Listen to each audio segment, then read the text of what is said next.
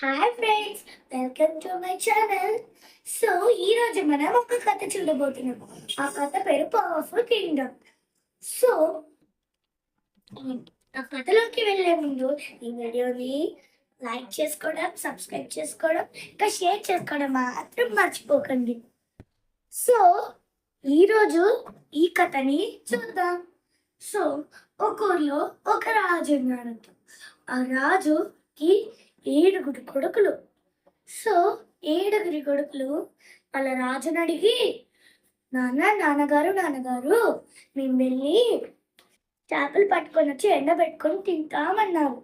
అప్పుడు సరే నాన్న మీరు వెళ్ళేసి రండి అన్నప్పుడు రాజకుమారులందరూ వెళ్ళి చేపలు పట్టుకొని ఎండబెడతారు.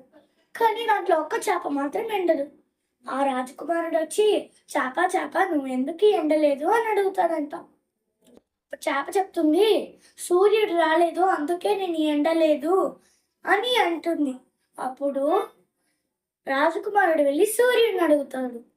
సూర్యుడా నువ్వెందుకు రాలేదు అని అడిగితే, వర్షం పడేకి నేను రాలేదు అని చెప్తాడు సూర్యుడు.